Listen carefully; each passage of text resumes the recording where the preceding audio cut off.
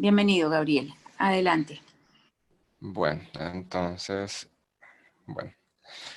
voy a ir, dice la doctora, vamos a continuar con el tema de la facomulsificación, pues las complicaciones y al final algunos, pues como casos especiales, más bien situaciones especiales que pueden ocurrir en cirugía de catarata con pues tipos de pacientes especiales que nos podemos encontrar.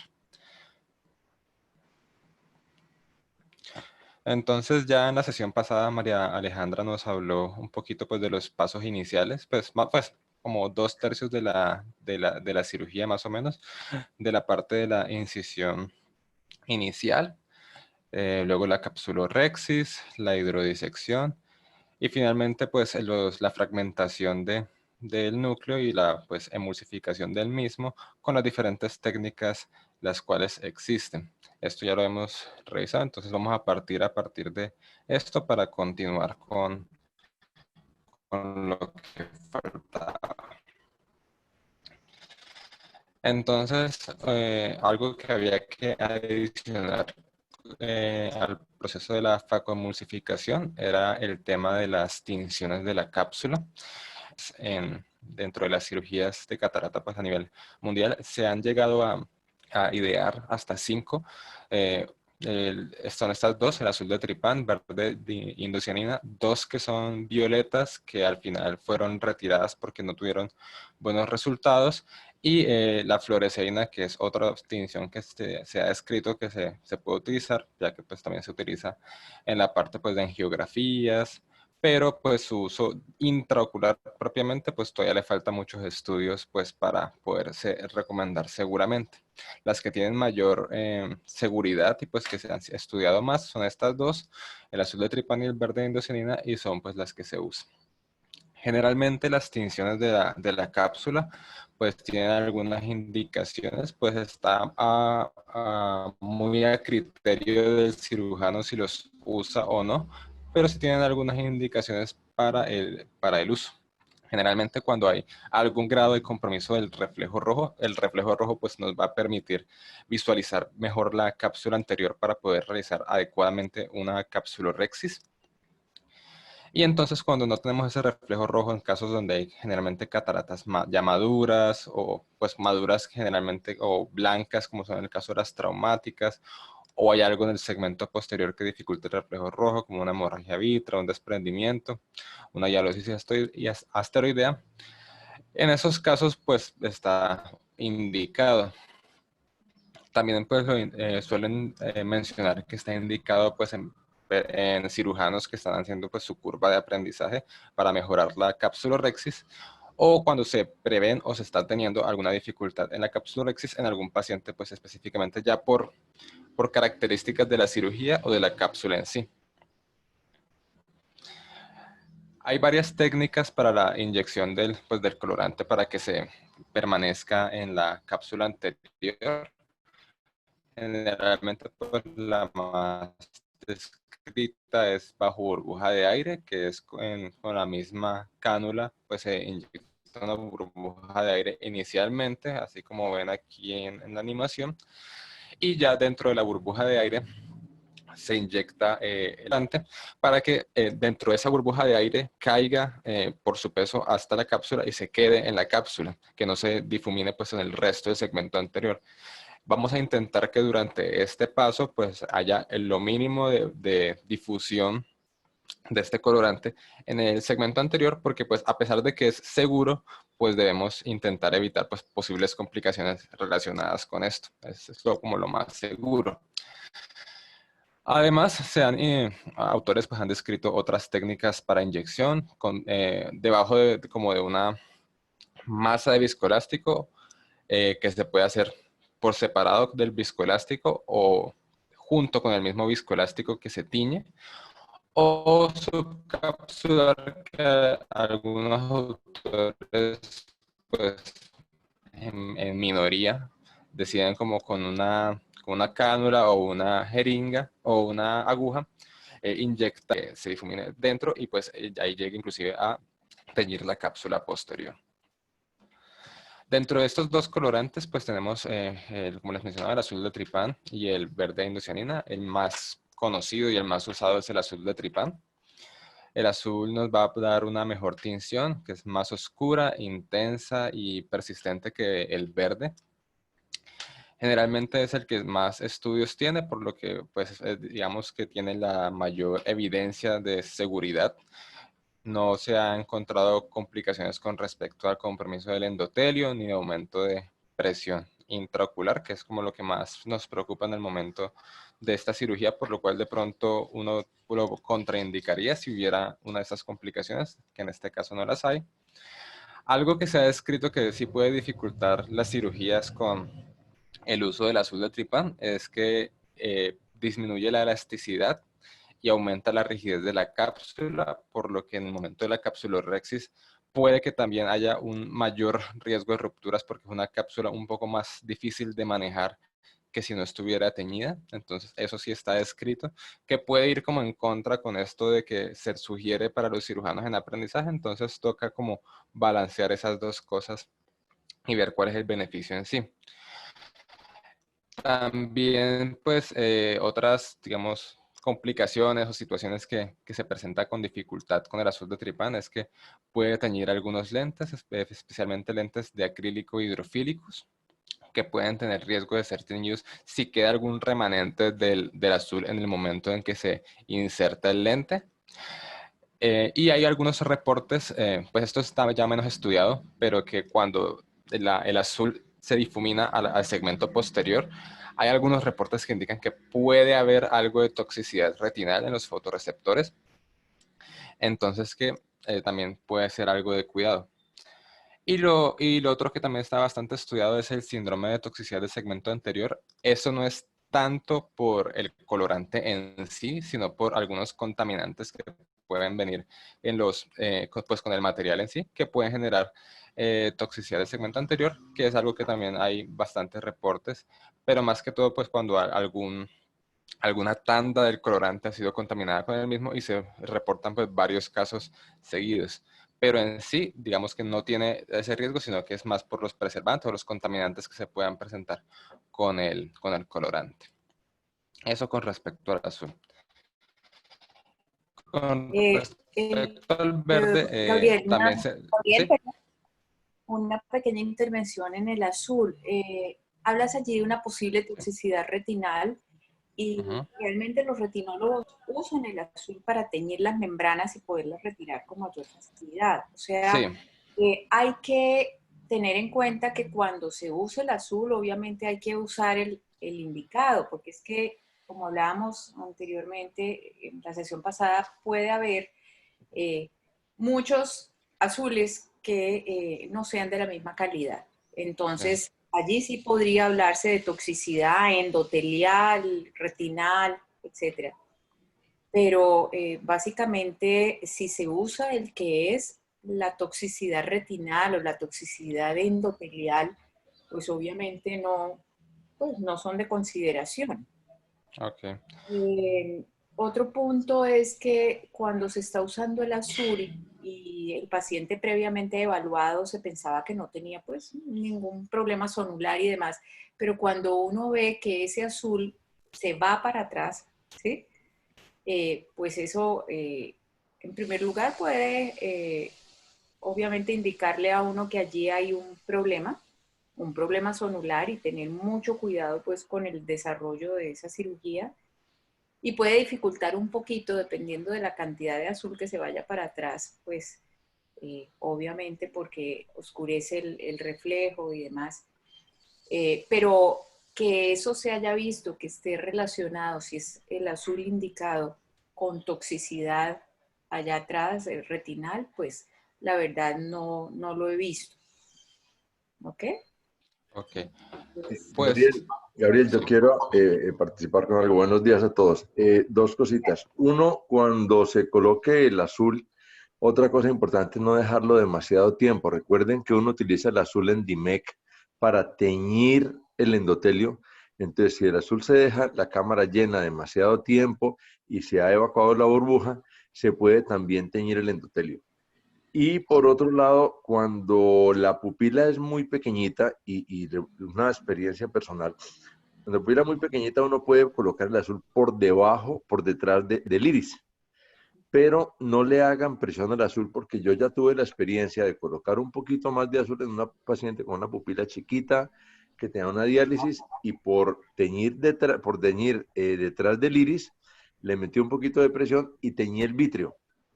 La verdad nunca me ha pasado, se resolvió naturalmente, pues uno se asusta, se resolvió sin ningún problema. A este paciente le hicieron todas las pruebas, quedó la visión muy bien, pero puede pasar eso, teñir el vítreo, y el paciente al principio se quejó muchísimo de que veía los colores muy diferentes. Entonces, digamos, son como tipsitos para que no vayan a pasarle lo que ya nos ha pasado a otros.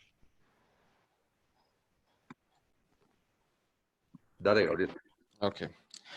Bueno, pues yo interpreto esto de la toxicidad retinal, pues es que hay estudios pues en sí de cuando se usa para pelamiento y este tipo de intervenciones de retina que pues también reportan toxicidad. Yo lo interpreto más como con la duración y ya pues como en retina se usa, pero estamos al mismo tiempo, pues el cirujano está realizando una vitrectomía y de cierta manera retirando pues la tinción. Aquí pues el problema es que como en teoría no se va a pasar al segmento posterior a retirarlo, pues si queda ahí, pues ya puede causar la toxicidad. Así es como yo lo interpreto.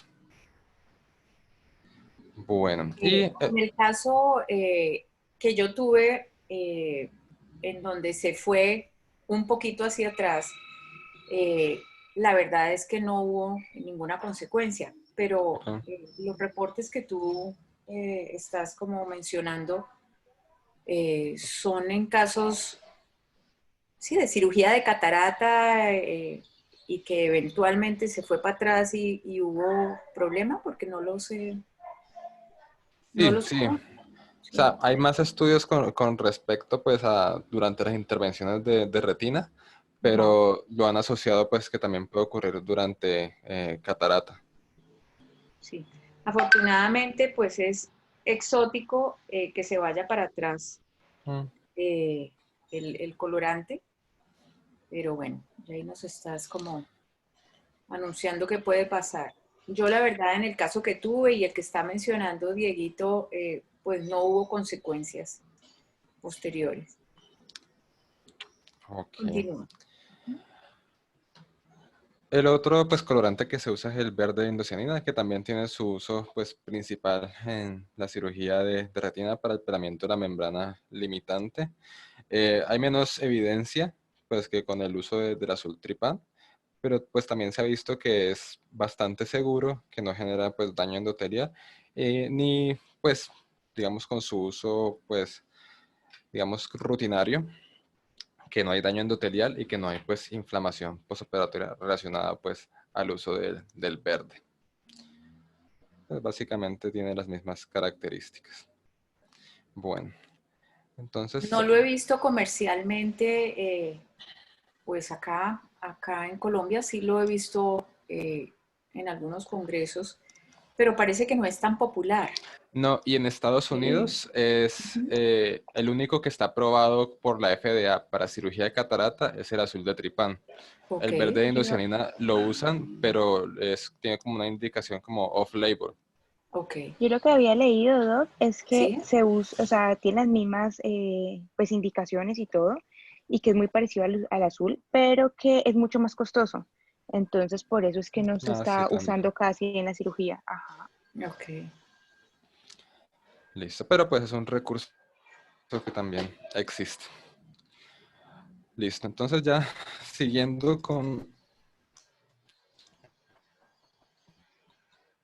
con las complicaciones.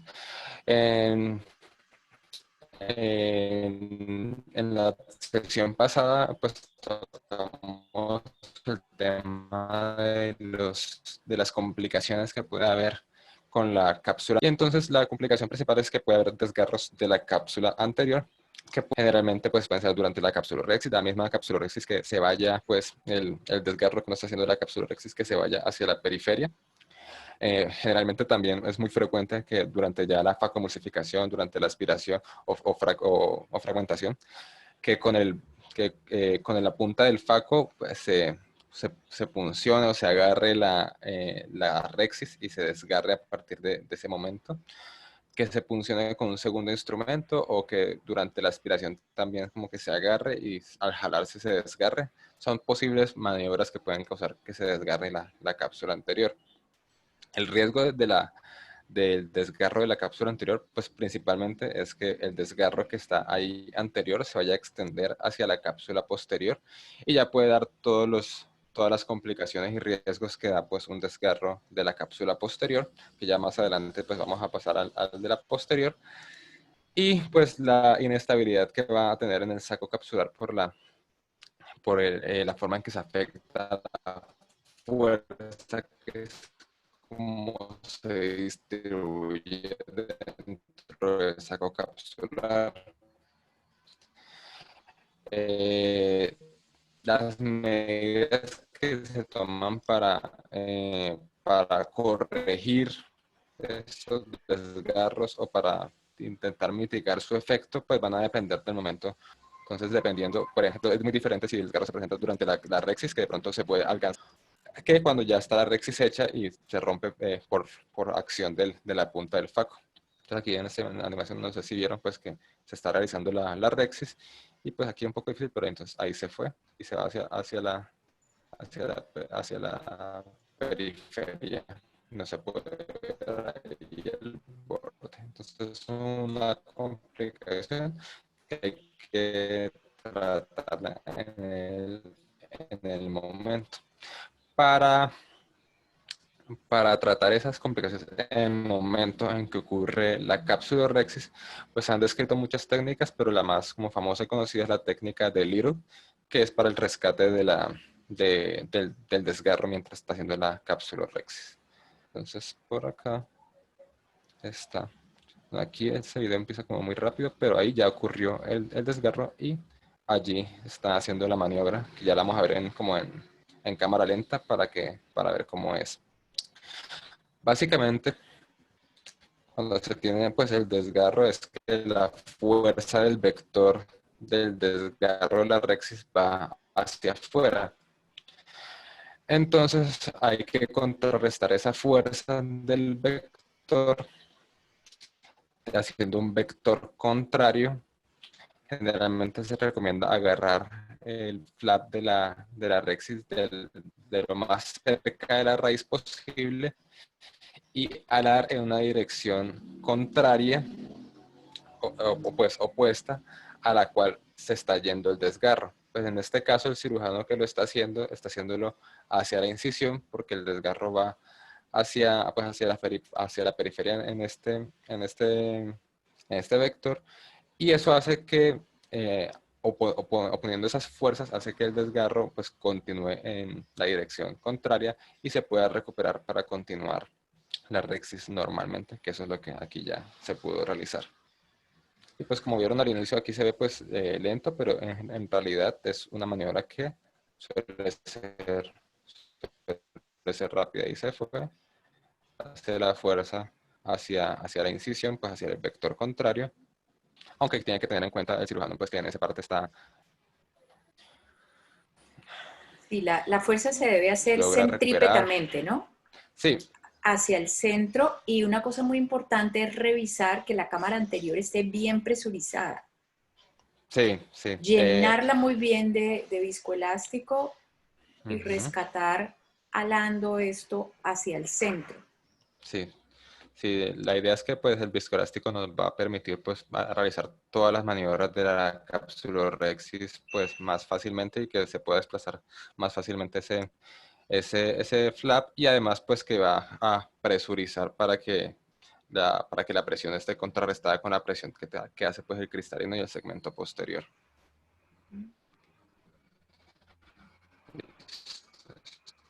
Ya. Si ya ocurrió un desgarro, tenemos pequeños desgarros en la rexis, pues están descritas diferentes formas de contrarrestar el efecto que tiene ese desgarro en el saco capsular. Generalmente, pues, si hay un desgarro pequeño, pero pues que está bastante comprometida la continuidad de la rexis, pues se recomienda como como ampliar el desgarro para que sea como englobarlo, para que sea más continua la rexis en ese punto, aunque sí está pues comprometida ahí la continuidad, pues va a ser menos que si fuera solo el desgarro pequeño, que pues está más susceptible a extenderse. Y lo otro es que si hay un desgarro, se pueden realizar cortes en lados opuestos de la rexis para disminuir la fuerza que hace ese saco capsular, los vectores de fuerza distribuirlos a lo largo del saco para que en el momento de hacer el resto de maniobras dentro del ojo o en el momento de colocar el lente, las fuerzas estén distribuidas a lo largo pues, de todo el saco capsular. Y no haya un punto específico en el cual sea más propenso de romperse. Esto depende del momento en que ocurra ese desgarro, ¿no? Sí. Porque obviamente si es al principio y demás, estás en la mitad de la vacoemulsificación, esto podría ser válido. Pero si, por ejemplo, ya estás al final, ya has sacado todo el contenido del cristalino, estás, por ejemplo, digamos, puliendo la cápsula anterior y tienes este desgarro, te falta solamente inyectar el lente, pues allí ya no hay que hacer unas capsulotomías de descarga, ¿no? Porque obviamente hay que tener consideraciones en la inyección del lente, obviamente, ¿sí? Pero no hay que hacer nada más como está aquí descrito de las capsulotomías de descarga. Ok. Y la otra consideración que hay que tener es en el momento de colocar el lente, que pues se tiene que buscar que la presión que hacen las ápticas pues sea contraria a la de donde están los desgarros, donde está el desgarro. Posicionar pues las ápticas de una forma perpendicular a los desgarros para distribuir la fuerza y que no sea por esa fuerza de la áptica que se extienda la relación que hay que tener con estos desgarros anteriores. Pues lo otro es que pues hay que completar igual la cirugía tras el desgarro de la cápsula. Siempre hay que tener en cuenta que el riesgo siempre está de que se extienda a posterior. Ya pues es decisión del cirujano cómo va a completar la cirugía dependiendo pues del riesgo que tenga. Pues ya digamos que los autores son en la literatura pues son muy defensores de la FACO generalmente tanto en desgarros de la cápsula anterior y como vayamos a ver en la cápsula posterior, muchos autores insisten pues en completar la vacoemulsificación a pesar de los diferentes desgarros o rupturas que pueda haber, y muy pocos son los que empiezan todavía abogan por extracción extracapsular, que pues es una medida que tenemos en el caso de que de pronto el riesgo ya sea muy grande y pues se considere completar la cirugía en ese caso. Como les decía, pues la vacoemulsificación es una opción dependiendo pues también de la magnitud del desgarro. También pues cuando hay un desgarro de cápsula anterior, otra recomendación es evitar pues hidrodisección o hidrodisecciones muy intensas que pueden causar que por la misma presión del agua pues también. Otras recomendaciones que dan algunos autores es luxar los fragmentos del núcleo de cámara anterior para no tener pues el contacto constante de la punta del faco, pues el riesgo de que contacte con el desgarro o pues de hacer fuerza y que se extienda a posterior.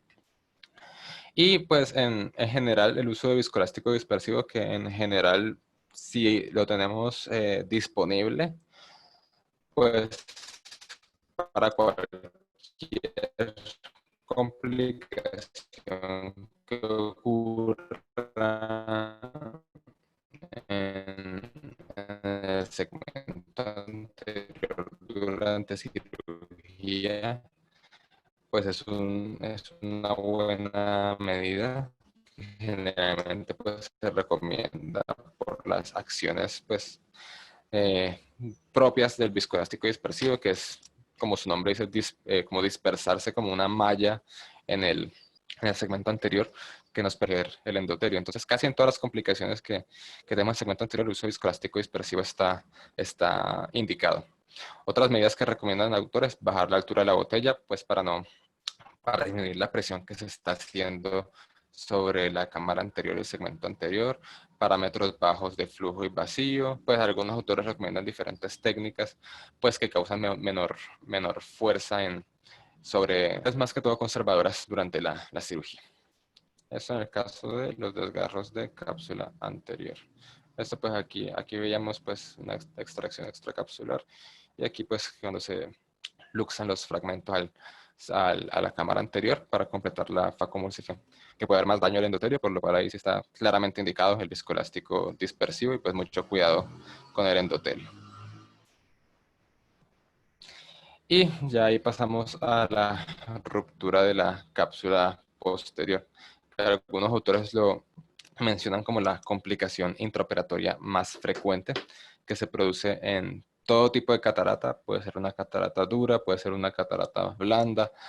Una catarata de rutina puede complicarse con ruptura de cápsula posterior y en todo tipo de cirujanos, desde el principiante, que obviamente pues los principiantes tienen más riesgo y generalmente la frecuencia es mayor de rupturas de cápsula posterior, pero los cirujanos expertos también tienen algunos casos rutinarios.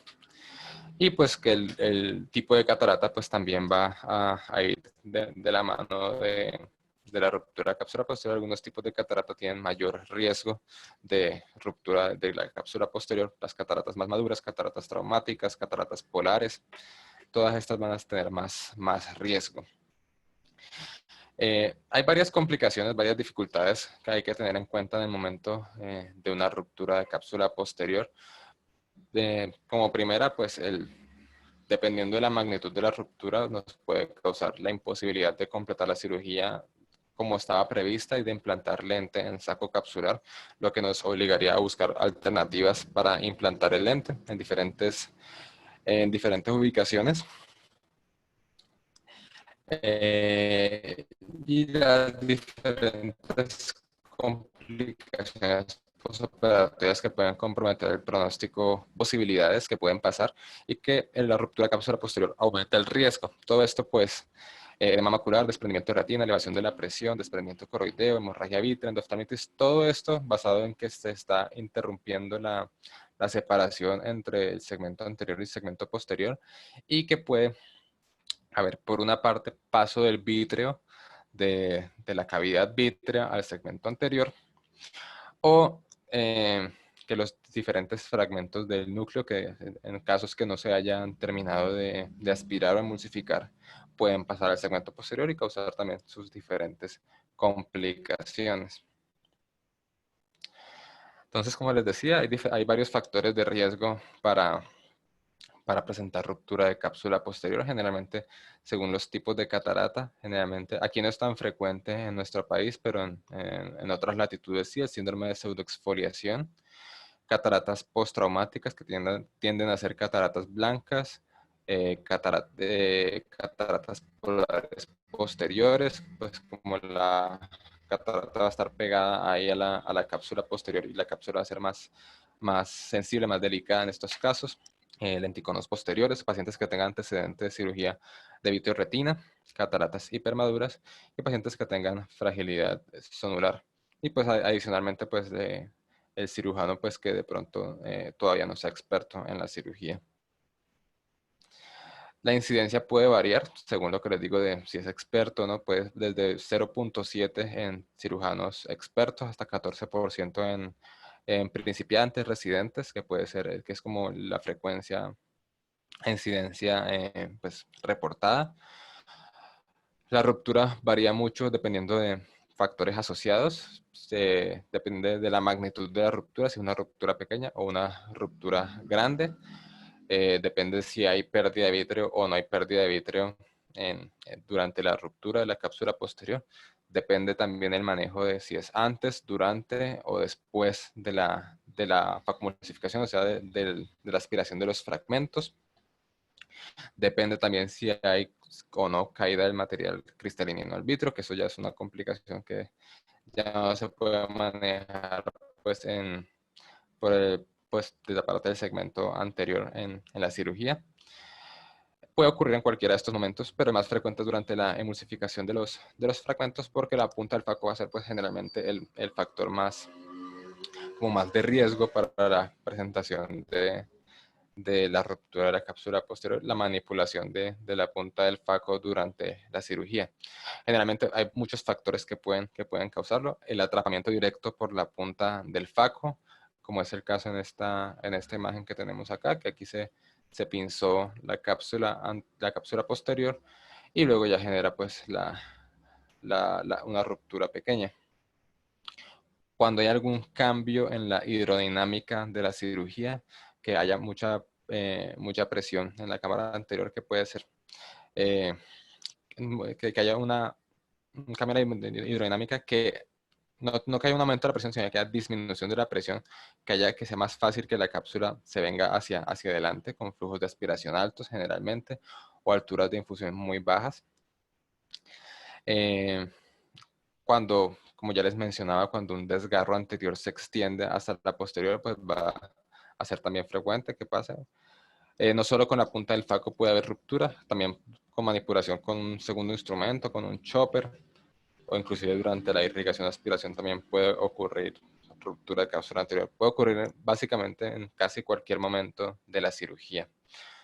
E inclusive a veces no por manipulación del cirujano, sino cuando es una catarata muy madura, los mismos fragmentos, generalmente llaman cataratas hipermaduras, que son fragmentos muy duros que a veces rebotan mucho, pueden por el mismo fragmento romper la cápsula y pues generar esta complicación.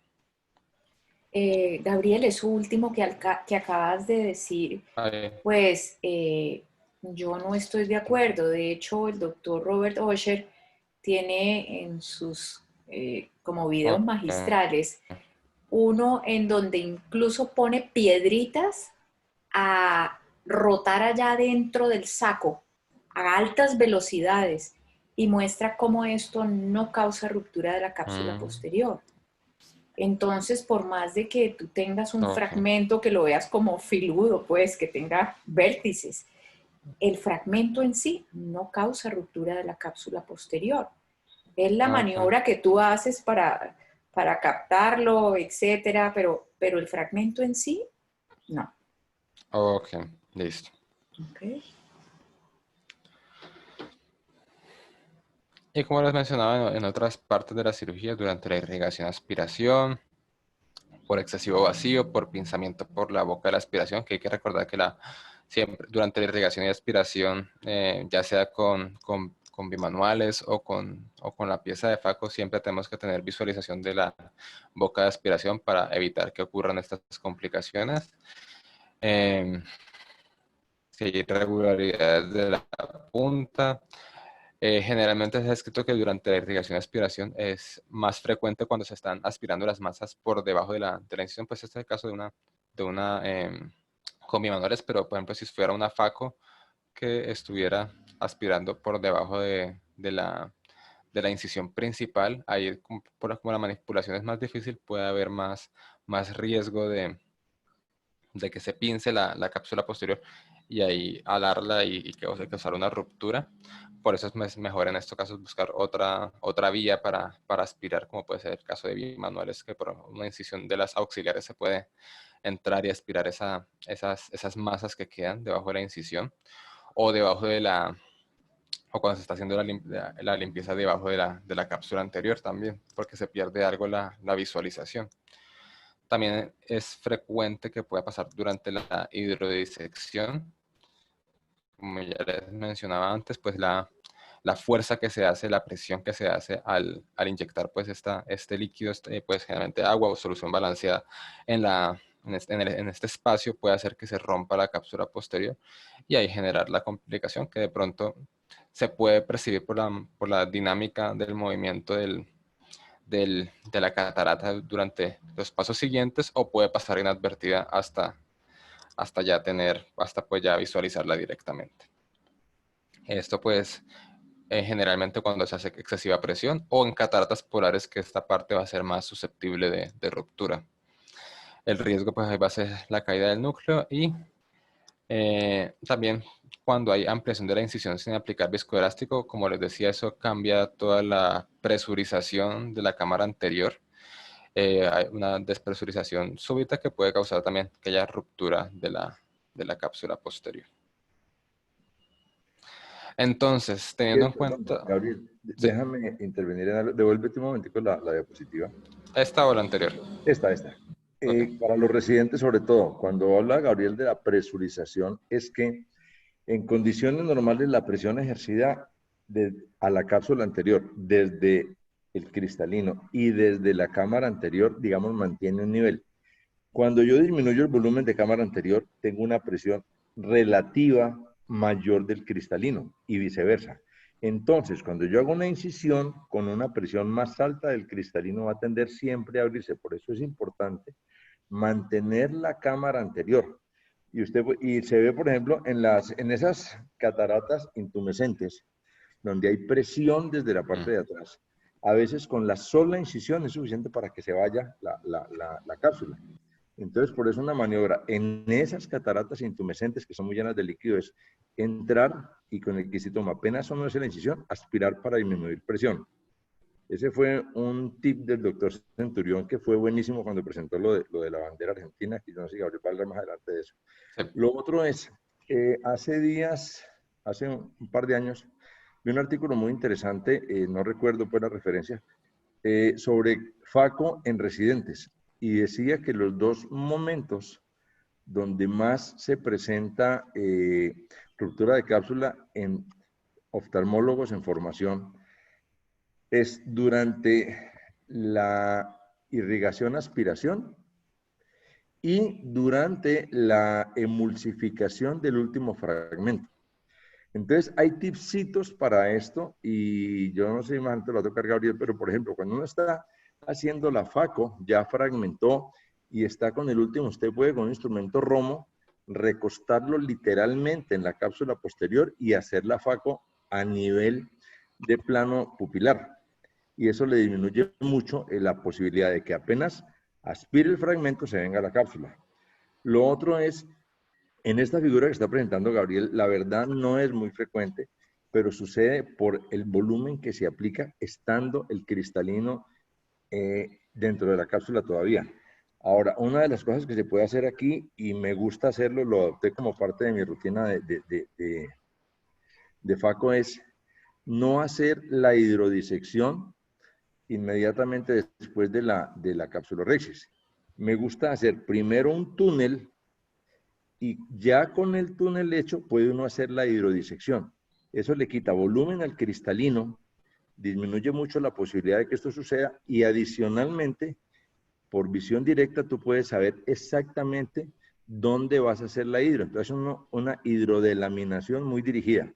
Recuerden que la parte más dura usualmente es el núcleo central, que es el que realmente queremos fracturar, emulsificar. Y en la medida que la catarata es más vieja, ese núcleo central aparentemente va como creciendo, va agarrando más capas. Entonces, esto facilita muchísimo. Uno, hacer una hidrodelaminación dirigida. Y dos, ya cuando usted hace esto, puede rotar mucho más fácil. Entonces, es una sugerencia, pues, hay gente que le gusta, hay gente que no le gusta, pero ustedes deben ir mirando muchos videos, mirando muchos cirujanos y adoptando en los pasos de la cirugía la técnica que les va pareciendo más fácil para lo que ustedes hacen. Entonces, finalmente van a formar su propia técnica y le ponen el nombre que quieran y la publican, chuchuchop, kikichop, chichichop, pero lo importante es tratar de hacer los pasos, fracturar el núcleo y disminuir los riesgos. Sí, Gabriel. Esto que está diciendo aquí Diego es muy importante porque muchas veces cuando no se logra una buena hidrodisección en el momento que supuestamente corresponde, que es después de la capsulorhexis, uno ve que la gente se angustia porque, Dios mío, no pude tenerla buena, no puedo rotar el núcleo adecuadamente. Y esto de hacer el surco central, fracturar y ahí empezar sí, a hidrodisecar, es una maniobra que después de femtofaco se ha descrito como la maniobra antiestallido de la cápsula posterior. Si no estoy mal, la describió el doctor Lucho Scaff, en donde comentaba que después de que se enfemtó catarata, después de que se retira la cápsula anterior, lo primero que se debe hacer antes de hidrodisecar es abrir, ¿sí? Separar los fragmentos para que las burbujas de cavitación que están en la parte posterior salgan a la superficie antes de meter pues el fluido allí de hidrodisección. Digamos que más o menos la misma lógica tendría esto que está planteando Diego. Aunque uno tiene que tener un orden mental de cuál es el primer paso, el segundo, el tercero, etcétera, el mensaje aquí puede ser: no necesariamente si no se logra una buena hidrodisección en el momento que corresponde, esto es un motivo de preocupación. Si no se logra, entonces hagan un surco central, dividan ese cristalino en dos grandes fragmentos, hemidivídanlo, y luego sí intentar la hidro de esta manera puede ser mucho más fácil. Yo quería hacer un comentario. Es algo que yo le insisto a los residentes cuando están en cirugía experimental, es aprenderse o aprender a manejar la fluídica y sobre todo los parámetros en cada una de las etapas de la cirugía y conocer muy bien el equipo con el que están trabajando. Es una recomendación, pues sabemos que en el último fragmento es bajar los parámetros. En este caso, que se están trabajando con una máquina Venturi, pues bajar el vacío, porque vamos a tener menos riesgo de que la cápsula se nos vaya a la punta del faco.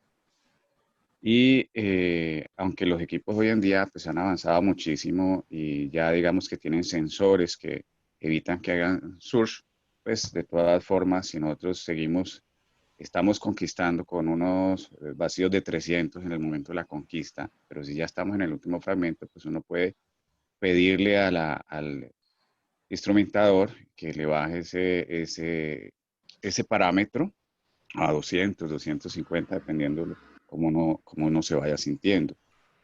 Lo mismo en la aspiración, ¿no? Entonces, uno siempre tiene la tendencia de apretar el acelerador a fondo, poner el pedal en 3 en toda la aspiración. Recuerden que la aspiración es lineal. Entonces, la recomendación que yo siempre les hago es, pueden poner incluso un poco de viscoelástico para armar o formar mejor el saco.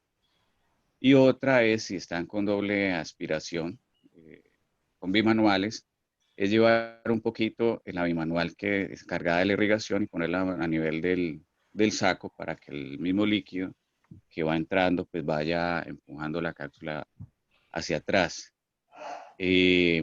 Cuando se va a conquistar, digamos, el cortes que queda, que queremos aspirar, pues no entrar con el pie a fondo, sino que entrarnos con una aspiración muy suave. Cuando uno ya está seguro de que tiene el cortes en la boca de la bimanual encargada de la aspiración, ya uno puede, digamos, acelerar un poquito y aumentar la fuerza de aspiración y aspirar hacia el centro, irse en forma radial hacia el centro, en la que muchos llaman la zona segura, ¿no? Ese era como el comentario que quería hacer.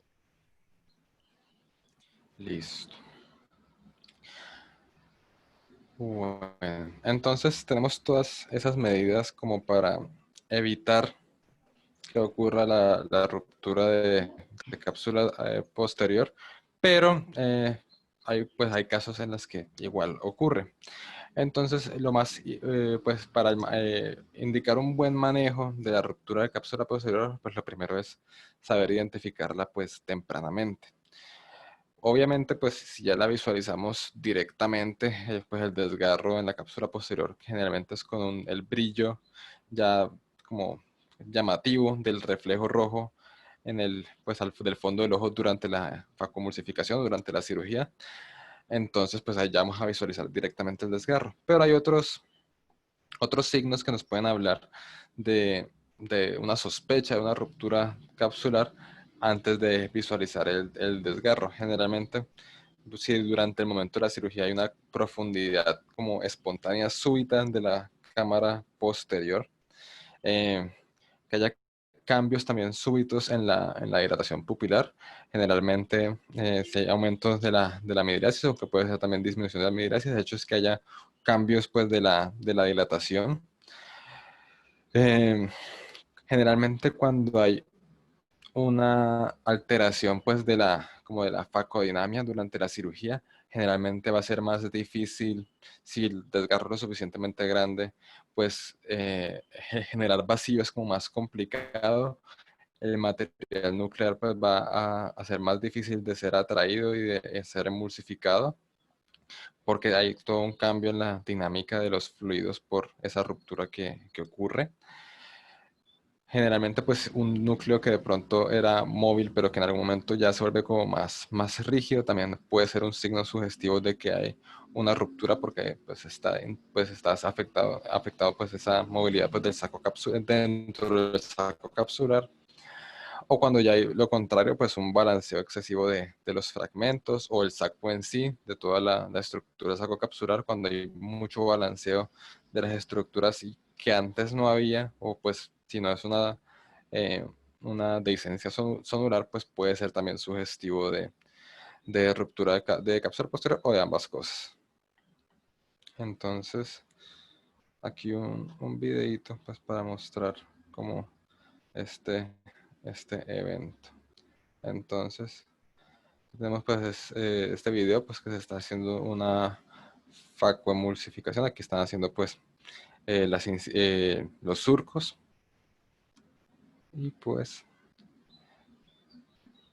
empiezan a hacer la fragmentación y ya durante la fragmentación pues ya se empieza ahí como a visualizar un reflejo rojo.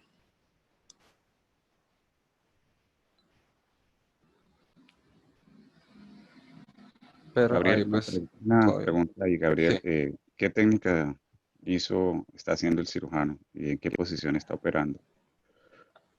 ahí está en temporal. Temporal. ¿Y qué técnica estaba haciendo? Ahí estaba haciendo un facochop. Pero inició como un surco central. ¿Esa qué técnica es? Aquí está. Y, o sea, pues Tenemos tres técnicas básicas, ¿no? sí, o sea, pues yo lo interpreto como un facochop porque hizo el surco central y luego aquí hizo el surco pues como vertical, un facochop vertical, ¿no?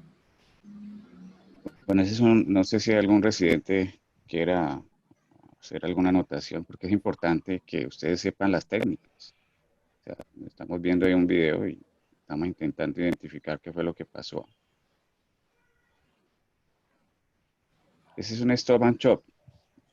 ¿Sí? Él hizo un surco central y fracturó y probablemente después sí rota y hace pues, la técnica de la conquista donde intenta hacer un chop ahí, como un chop horizontal.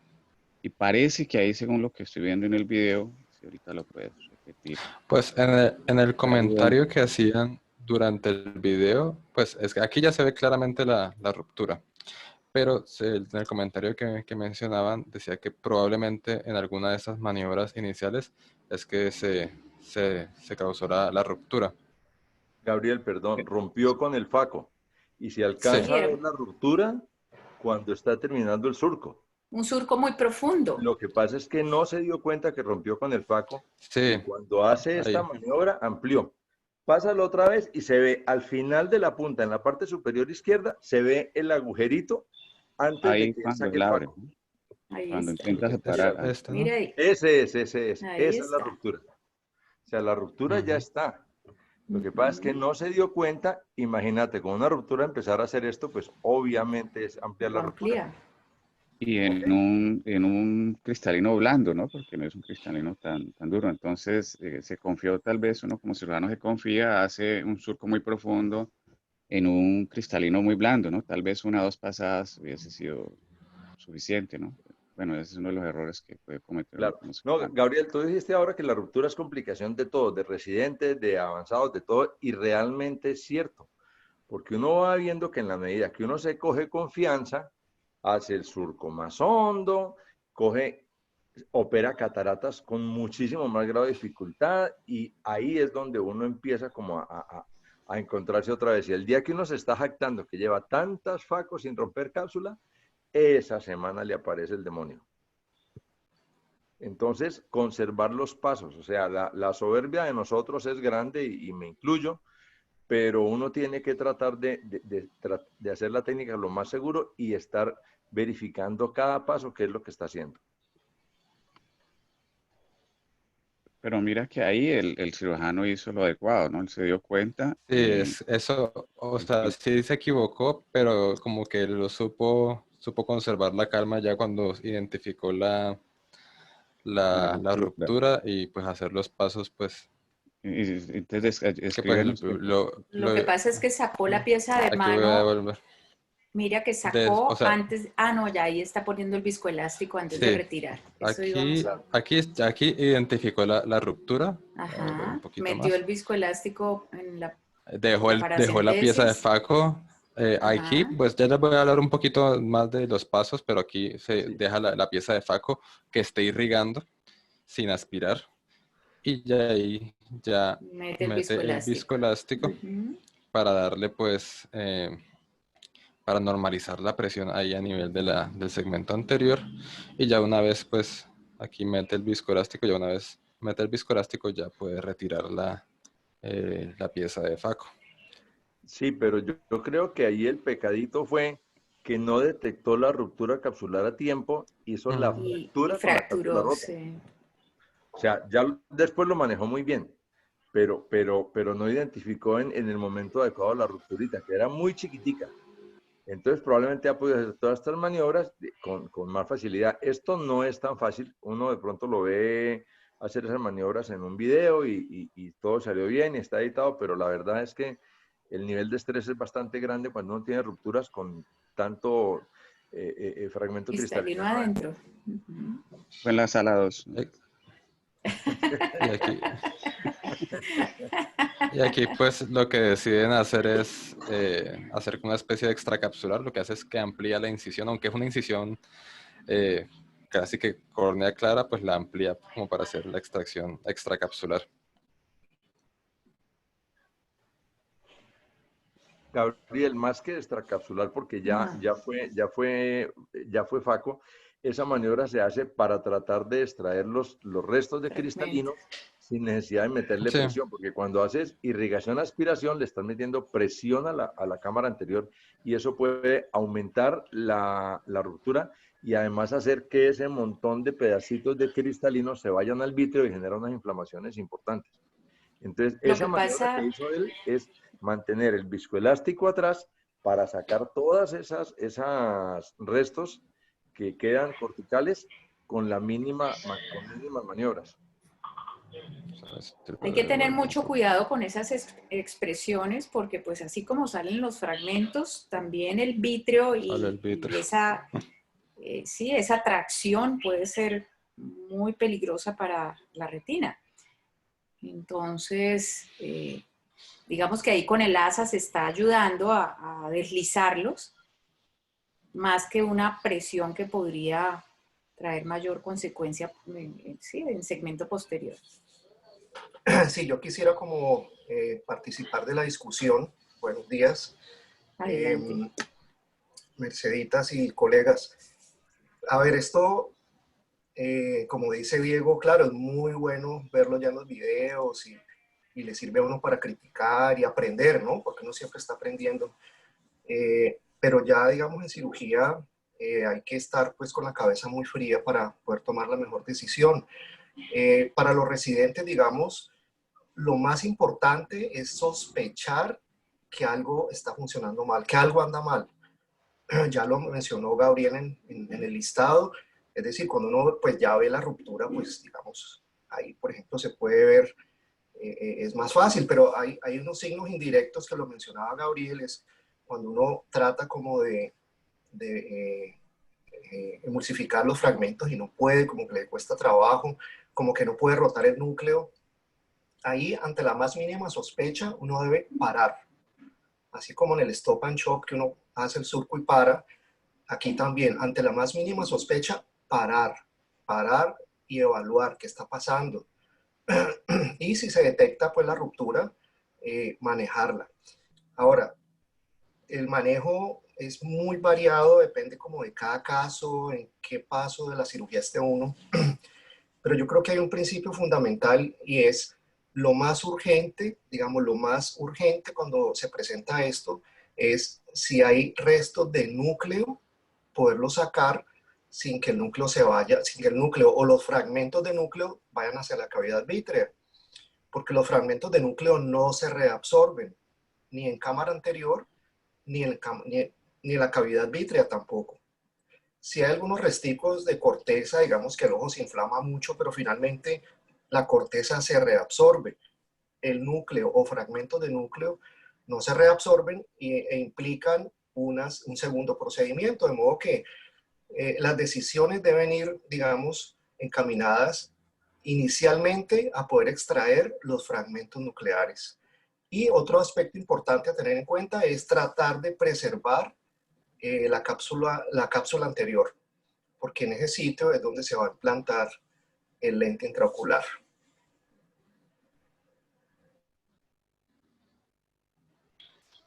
Correcto, muy pertinentes los comentarios. Ujú. Gracias, Osquitar. Sigue, Gabriel.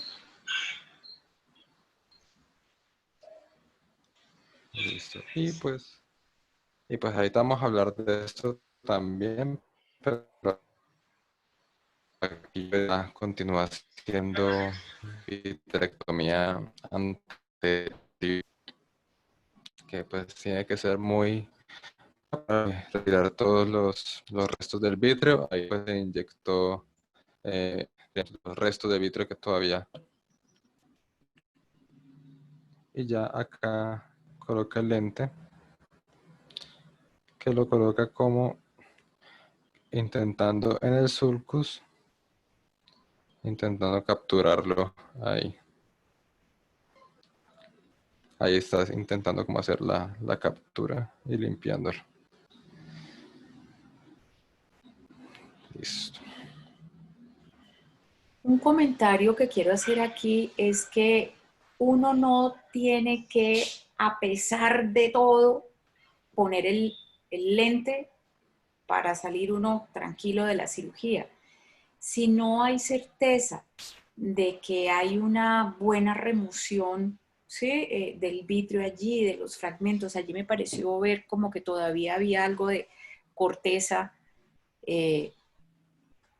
Lo que se recomienda es remover de la manera más segura la mayor cantidad de vitrio posible, que no quede nada traccionando, ¿sí? Que no queden, digamos, exposición a ninguna de las incisiones de ese vitrio para que no vaya a haber tracción, pero no a pesar de todo se debe poner el lente. Cuando no se está seguro, lo que se tiene que hacer es cerrar, si no se tiene la experiencia en el momento de completar la vitrectomía o el retinólogo, digamos, a la mano, para que luego esta persona en un segundo tiempo pueda completar esa vitrectomía y colocar el lente.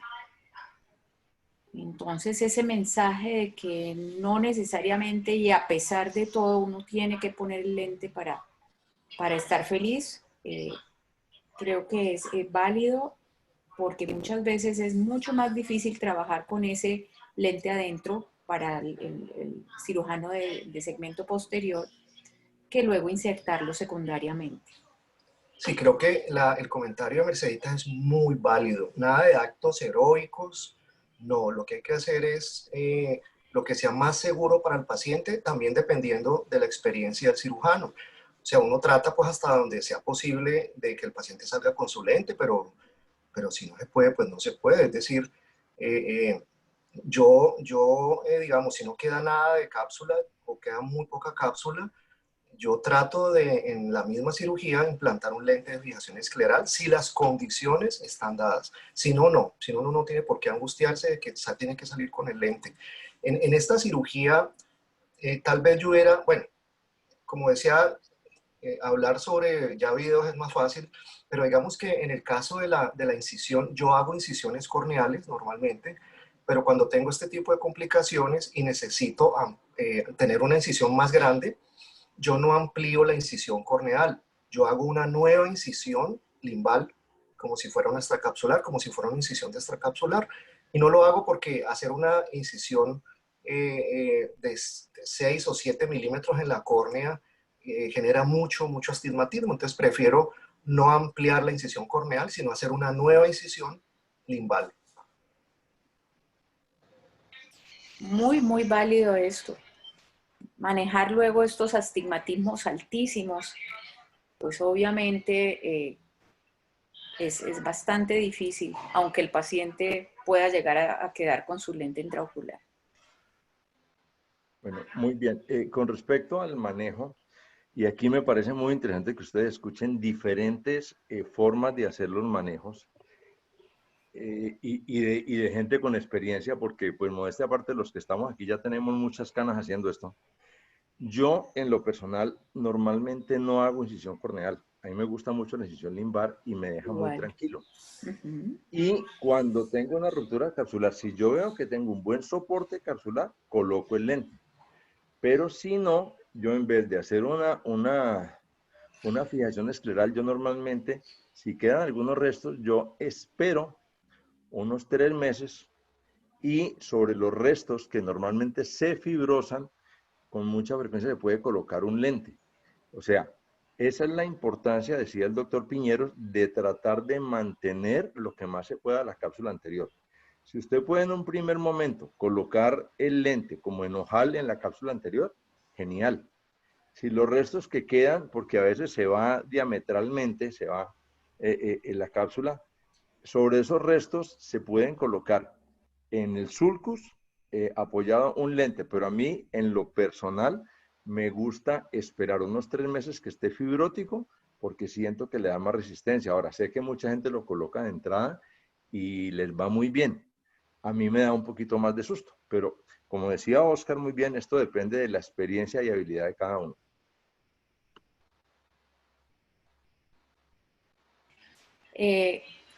La causa de esta ruptura fue definitivamente con el FACO. Entonces, fíjense que cuando se está haciendo este surco central, sea para una técnica de divide y conquista o para un stop and chop, tenemos que tener en cuenta la anatomía del cristalino. Entonces, sabemos que el surco debe ser un poquito más profundo centralmente y más superficial cuando nos vamos acercando a la periferia. ¿Ok? No hacerlo en el mismo plano porque esta puede ser una de las causas por las cuales ocurrió esta complicación.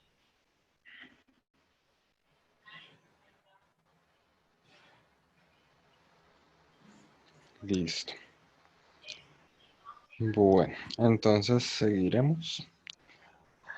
Entonces, algo que hay que tener en cuenta durante la cirugía y pues cuando ya tenemos una ruptura de cápsula posterior, es mantener el gradiente de presión pues ideal entre la cámara anterior y pues el segmento posterior para evitar que ocurra pues paso del vítreo o pues para evitar que ocurra lo más posible. Generalmente pues si mantenemos las presiones igualadas entre el segmento anterior y el segmento posterior, pues vamos a lograr como evitar que, pues, a grandes rasgos, pues evitar que ocurra esto, pero si la presión sobre el segmento anterior disminuye o es muy baja, pues esta presión que hace el vítreo, pues va a llevar a que este se salga por esa ruptura y llegue a la cámara anterior. Y que es básicamente esto mismo. Estos cambios de presión que pueden ser por retirar el instrumento o por continuar la aspiración mientras está la ruptura ya presente. Entonces, como les decía, para empezar a manejar esta ruptura, lo importante es identificarla primero, cambiar a la posición 1, pues que es solamente irrigación sin aspiración. Como mencionamos en el video, mantener la pieza del FACO o pues la pieza con la cual pues ocurrió el incidente dentro, pues para mantener la hermeticidad de la cámara y que no haya esos cambios súbitos de presión que van a llevar a que haya más salida de vitrio, más pérdida de vitrio, o que se amplíe la ruptura. Una vez pues se identifica y se deja la pieza, pues se inyecta el viscoelástico pues para mantener la estabilidad pues de la cámara anterior, como les decía. Generalmente pues los autores recomiendan pues viscoelástico dispersivo porque actúa como una malla que va a cubrir como a mayor extensión y que además va a proteger el endotelio, pero actúa como una especie de malla que pues evita que el vitrio pues pase hacia anterior y que pues lo que esté anterior pase a posterior. Pero pues si no tenemos dispersivo, pues cualquier viscoelástico. Y pues estar preparado para realizar vitrectomía anterior, que pues está indicado después si ya hay una ruptura importante, que tenga pérdida del vitrio. Entonces aquí, como para mencionar lo que hablábamos de las prioridades cuando hay una ruptura capsular, la prioridad pues más grande es impedir pues que esa ruptura crezca y que haya paso del vitrio, evitar pues que haya pues esa caída del núcleo al vitrio, que es una complicación que pues tiene que ser ya manejada por el retinólogo. Si ya hay pues paso del vitrio, pues ya la prioridad es hacer vitrectomía anterior. Y ya después de garantizar eso, pues es que la prioridad va a ser la aspiración de las masas. Y lo último es, como mencionamos, lo último es la implantación de lente intraocular, que pues si se ha logrado evitar todo o se ha logrado tratar todos los demás aspectos de la ruptura, pues se puede realizar, pero debe ir como en lo último dentro de las prioridades de la cirugía. Entonces, pues tenemos que tener en cuenta que esta complicación puede pasar en cualquier momento de la cirugía, puede pasar antes, durante o después de aspirar los fragmentos. Eh, y entonces eso va a haber diferentes opciones pues para retirar los fragmentos, como ya mencionábamos, si todavía están presentes y según qué tipo de ruptura tenemos. Entonces, igual tenemos diferentes opciones que como en el caso de la desgarro de la cápsula anterior, tenemos diferentes opciones que usar, pues la extracción extracapsular para evitar pues las maniobras que conlleva la facomulsificación, pero pues muchos autores pues describen técnicas para hacer facomulsificación con la ruptura presente. Pues esto va a depender, como les digo, de la integridad del núcleo, si son fragmentos o si es un núcleo completo, y pues también la experiencia del cirujano, tanto con facomulsificación como la experiencia que tenga con extracapsular.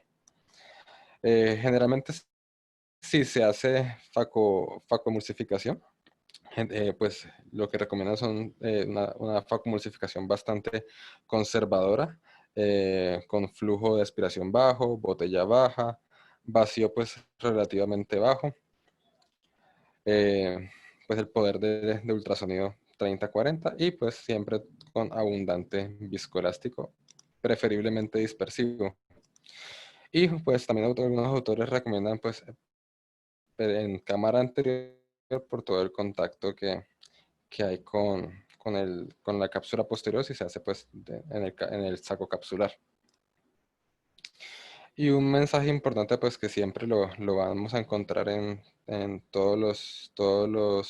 las charlas o documentos que hablamos de ruptura de cápsula posterior es que si un fragmento pues a pesar de hacer todo lo posible o pues si se identificó tardíamente la ruptura y ocurre, pues si un fragmento ya cae en la cavidad vítrea no hay que ir a buscarlo, ir a pescarlo como mencionan, sino pues ya intentar dejar el ojo lo más estable posible y que en un segundo tiempo quirúrgico, que tiene que ser lo más pronto posible, pues ya que un cirujano de retina lo rescate y completar pues el manejo de la ruptura. Con respecto a la vitrectomía anterior, tenemos pues que hay diferentes formas de realizar la vitrectomía. Tenemos pues, pues la técnica de la vitrectomía anterior descrita y hay autores que inclusive mencionan que se puede hacer vitrectomía por pars plana para el manejo de rupturas de cápsula posterior. La que está pues clásicamente más descrita es pues la vitrectomía anterior, pues que es más fácil de manejar para el cirujano, pues ya sea pues aprendiz y que está iniciando, o el cirujano pues que no tenga pues familiaridad con el segmento posterior, que es más fácil y más accesible. El objetivo de la vitrectomía pues es eliminar todo el vítreo que se encuentra en cámara anterior y eliminar lo menos posible de la cavidad pues vítrea, pues intentar no meterse tanto al vítreo para poder disminuir las complicaciones. Recordar que la vitrectomía es más que todo corte que es para lo que vamos a buscar más en la vitrectomía anterior, el vítreo para evitar, pues, para corregir esta conexión que hay entre el vítreo en cámara anterior con el vítreo en el segmento posterior, y pues aspirar el vítreo que se encuentre en la cámara anterior. Dentro de la vitrectomía, lo importante es intentar mantener la mayor hermeticidad de la cámara anterior.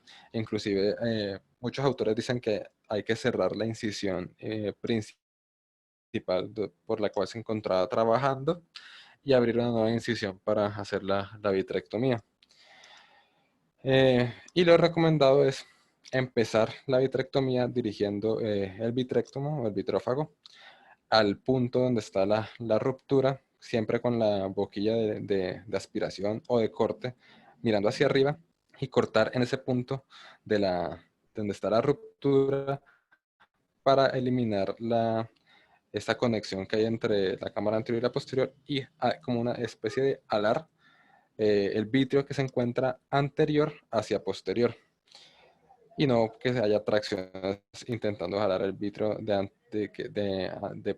anterior a posterior. En este caso, pues como veíamos en el video, el uso de triamcinolona es muy importante pues para visualizar qué tanto vítreo tenemos en cámara anterior, pues sí es necesario usarlo. Esto es lo que se hace pues para alar ese vítreo que se encuentra en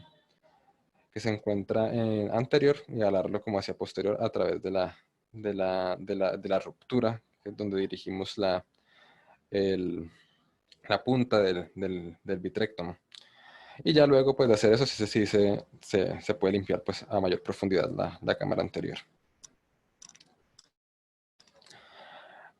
Como les decía, esa es la vitrectomía por pars plana, pero muchos autores dicen que es bastante accesible para cirujanos tanto de segmento anterior como de segmento posterior, como los que realizan FACO en todos los días, aprender a hacer una vitrectomía por pars plana para solucionar esta complicación. Entonces, el procedimiento es introducir pues, el vitrectomo por pars plana a 3.5 milímetros de LIM, hacer una infusión pues, que puede ser a través de una paracentesis, no tiene que haber otra esclerotomía, se puede hacer a través de la paracentesis, porque esto igual nos va a ayudar a hacer como ese gradiente de presión como hacia el vítreo para poder retirarlo adecuadamente.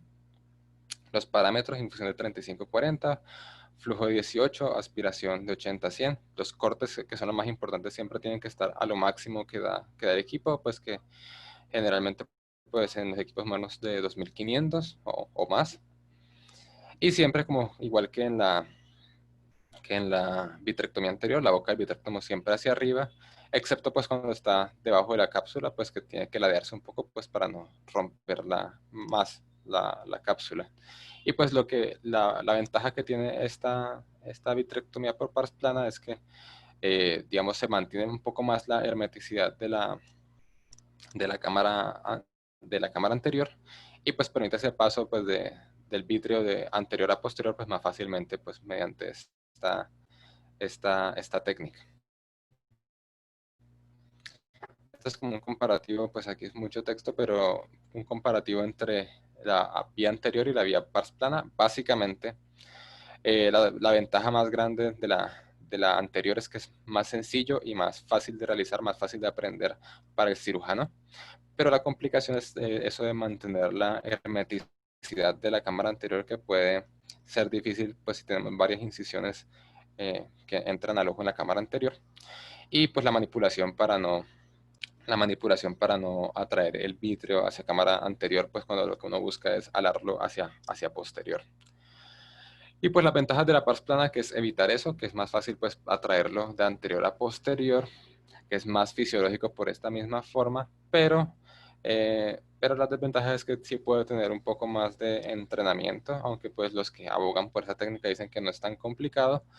Generalmente, como en el mundo hay muchos cirujanos, y pues en la práctica hay muchos cirujanos que operan con anestesia tópica, pues ya una vitrectomía por pars plana ya pues requiere una anestesia más regional, un bloqueo, y a veces puede ser difícil el acceso eh, en estos casos, pues por la visualización.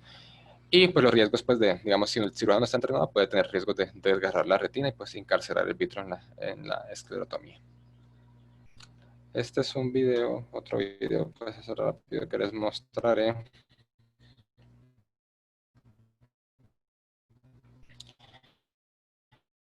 De otra ruptura, este video es de retina cali.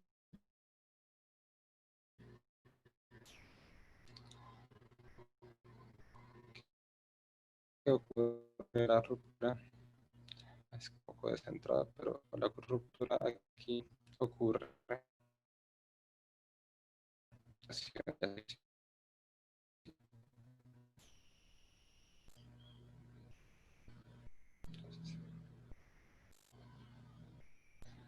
Entonces ahí tenemos aquí es un poco más difícil en otro video. Pero ahí está la ruptura que ocurrió durante la fase de irrigación. Aspiras que se dejó el instrumento y luego se viscoelástico pues para mantener la estabilidad de la cámara anterior en los instrumentos y arreglar la vitrectomía pues, por la vía anterior. Pues ya es decisión cirujano, pues si pues ya dependiendo pues ya de las preferencias o la experiencia. En este caso no se realiza con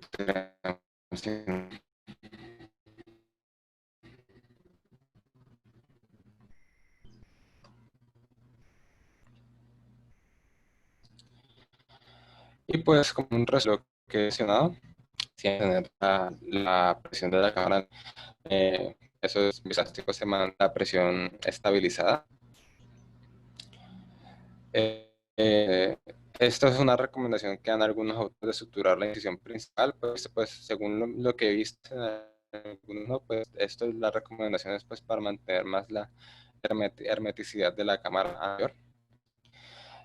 Como les decía, pues si se sutura esa incisión, pues se tiene que hacer una incisión nueva para hacer la vitrectomía. La irrigación siempre pues en el plano del iris para no usar complicaciones pues de alar de empujar el vidrio en una dirección que no debemos. Usar bastante viscoelástico, pues que siempre recomiendan dispersivo y el uso de triamcinolona para teñir el vitrio. Si hay dudas, pues si ya está aspirado. Y ya pues finalmente hemos tratado la parte, digamos, más crítica de la ruptura de la cápsula posterior. Ya hemos hecho la vitrectomía, ya hemos hecho toda esta parte inicial. Entonces ya lo que buscamos es si es posible dejar el lente en estos pacientes. Esto va a depender de la magnitud de la ruptura. Si la ruptura es pequeña, no hubo pérdida de vitrio o hubo una pérdida muy, muy escasa, el saco se considera pues que es un saco capsular estable. Cualquier lío en teoría se podría utilizar dentro del saco. Pero si la ruptura es muy grande, un soporte capsular pues de la cápsula anterior, pues lo que recomiendan pues, es el lío de 3 piezas en el sulcus, que por toda la dinámica, como hemos visto, que todo esto tiene que ver con la dinámica de manejo de presiones, gradiente de presiones. Lo que se recomienda es no usar inyector en este paso cuando hay una ruptura de cápsula, porque puede empeorar lo que ya hemos intentado manejar con la vitrectomía.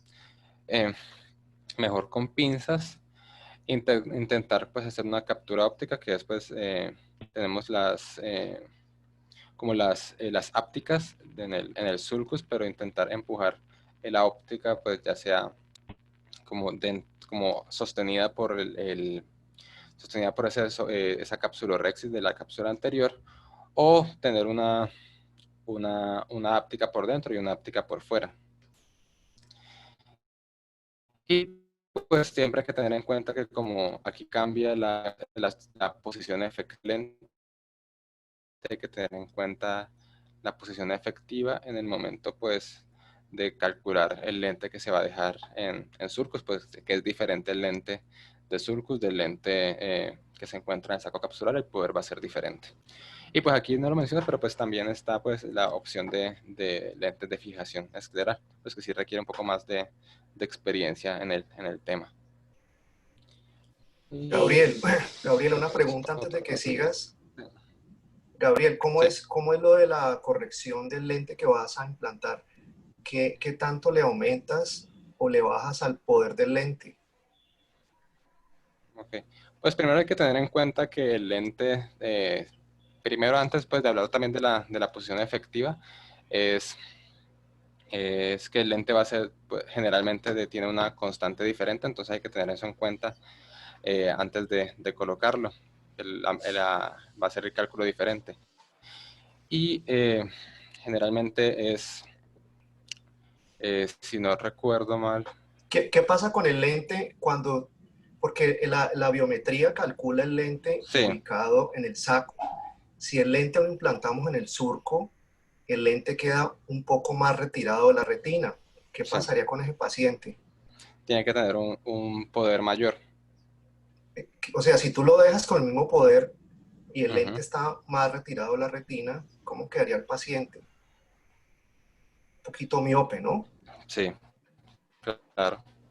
Claro, entonces lo que uno hace en cirugía es implantar un lente un poquito con menos poder. Digamos, si estaba programado para 20 dioptrías, implantar un lente 19.5, porque el lente va a quedar más cerca a la córnea y más retirado de la retina. Hay que disminuir el poder del lente. Disminuir, sí. Es muy importante esto que está mencionando aquí, Oscar, porque no siempre hay que disminuir lo mismo, depende del poder del lente primario que uno iba a implantar y obviamente este depende de la longitud axial, etcétera. Así que una recomendación muy sana es que a pesar de que el riesgo de ruptura de cápsula y no poder tener el lente que uno había planeado primariamente implantado, uno siempre debe ir con un plan B a cirugía. Eso creo que uno lo aprende desde la primera vez que tiene la experiencia de enfrentar a un paciente en donde dice, bueno, la cosa no fue bien en este caso, no se pudo poner el lente que habíamos pensado, etc. Entonces, siempre antes de explicarle dentro del tiempo de silla que uno tiene con el paciente, que a pesar de que el riesgo de ruptura de cápsula es muy bajo, existe la posibilidad de que ese lente que uno quiere implantar no se pueda. Y esto principalmente en pacientes que tienen lentes especiales, lentes premium.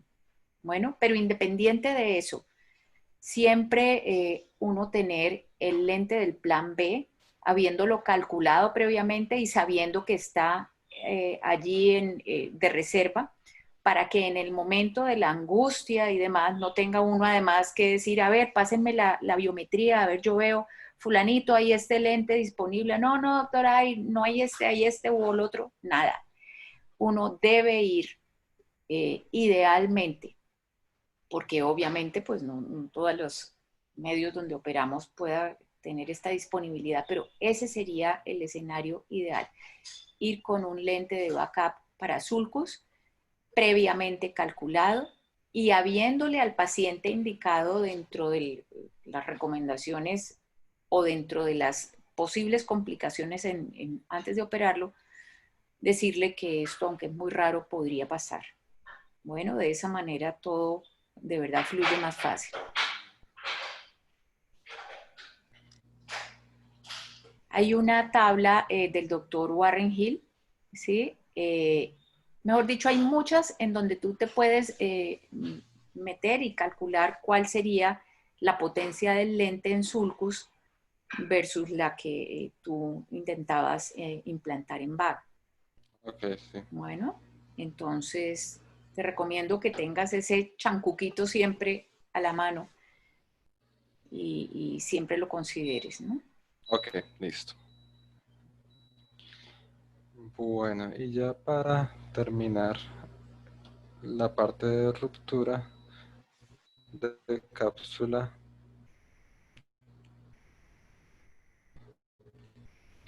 entonces este es como un último video para pues lo que ya hemos hablado, que pues ya hemos hablado, entonces como rápidamente pasar este video.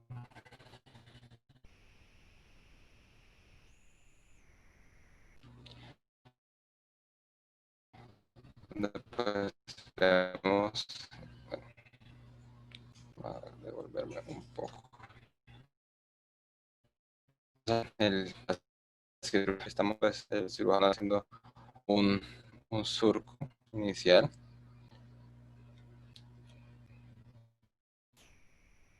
Haciendo también técnica de stop también, un surco inicial central y luego división. Ahí esto se me... Sí.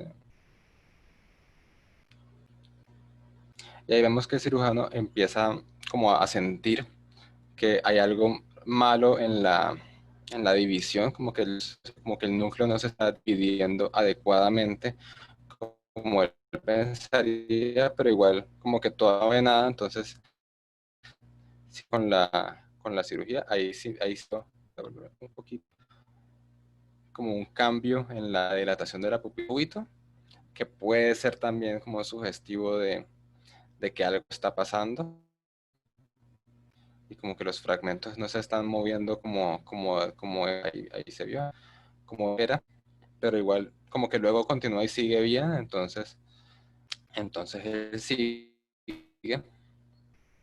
ahí sigue haciendo división, como que esto es una catarata como un poco como cosita, y es aquí que sigue haciendo los fragmentos y llega un punto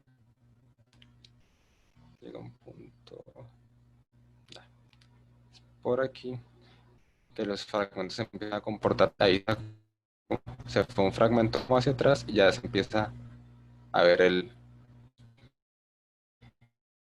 la ruptura. O sea, que sino que la calidad del video no quedó tan bien, pero el fragmento como que se empieza a desplazar y se fue para atrás a ver el reflejo rojo intenso, que es la posterior.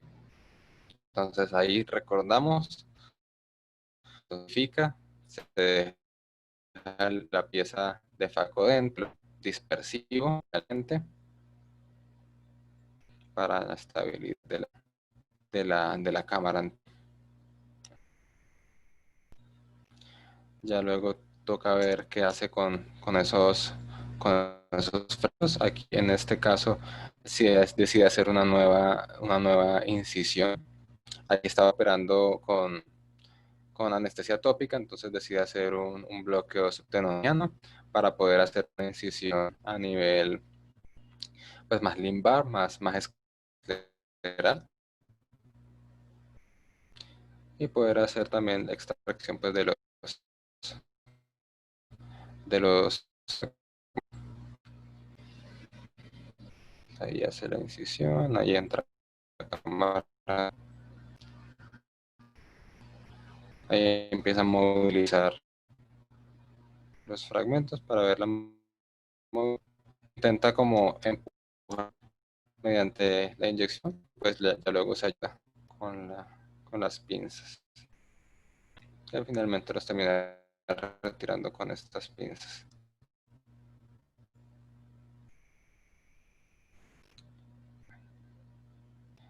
Ya luego viene la parte de la vitrectomía, que con ayuda de triamcinolona, teñir el vitrio. Empieza a hacer la vitrectomía con la boca de aspiración siempre hacia arriba. Recordemos que pues en el orificio donde está la ruptura de la cápsula, hacia arriba para alar el vitrio que se encuentra en la cámara anterior hacia posterior. Ya luego pues empieza a limpiar el resto de la cámara y de lo que encuentre de vitrio. Y ya pues termina de retirar pues epinúcleo y corteza cuando ya... En este caso pues él dice que en el comentario que hace pues que él hace la parte de la aspiración ya cuando está seguro de que no hay vitrio en esta parte de la cámara anterior, por lo que él hace esta parte como con más tranquilidad, porque igual puede haber, si no se ha controlado lo del vitrio, puede haber riesgos en esa porción de la cirugía si continuamos haciendo irrigación y aspiración, si tenemos todavía vitrio.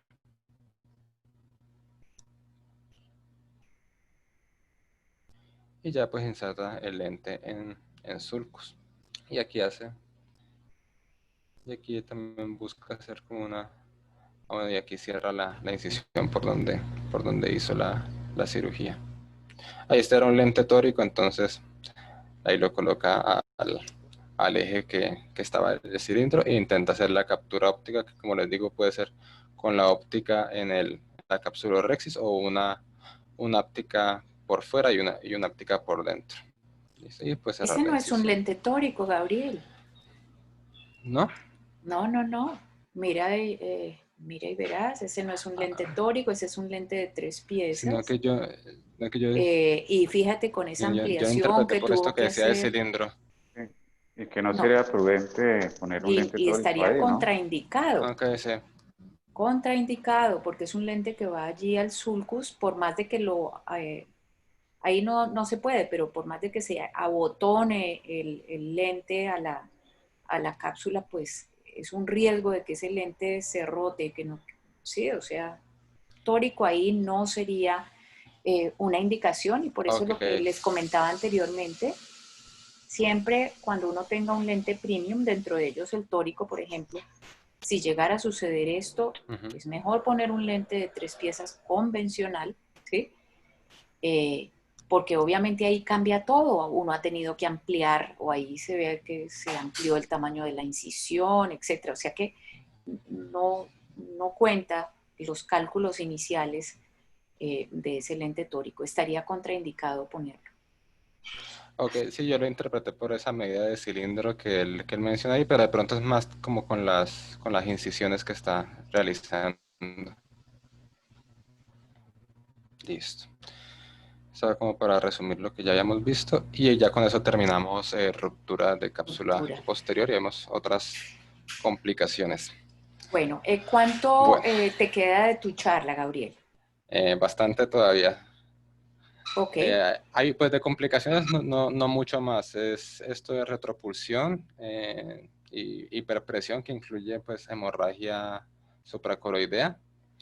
Y ya pues los últimos pasos de la cirugía, que es pues la inserción del lente, o sea, dentro de lo normal, la inserción del lente y la hidratación de incisiones. Esto Pero ahí ahí todavía hay completaremos. bastantes complicaciones que mencionar, ¿no? En la Sí, inyección del lente, luego en la la luxación del lente, si coloca maniobras pues para colocarlo, sí, todavía falta de esa parte. falta, cuando se hace la hidratación de las incisiones, se puede hacer un Sí, desprendimiento de la DSMT, entonces tienes que sí, también. describir el manejo de eso. Hay que hablar un poquito de córnea gutata, ¿sí? Y el manejo de esto en cirugía de Ok, catarata. Sé que eso nos daría para un tema muy, muy extenso, pero de hecho, pues obviamente sí es importante sí. mencionarlo. Y ya luego de terminar con la FACO y complicaciones, tengo pues como las situaciones especiales que son catarata blanca, que son pues cataratas maduras, morganianas, cataratas negras y algo de iris flácido. Ok.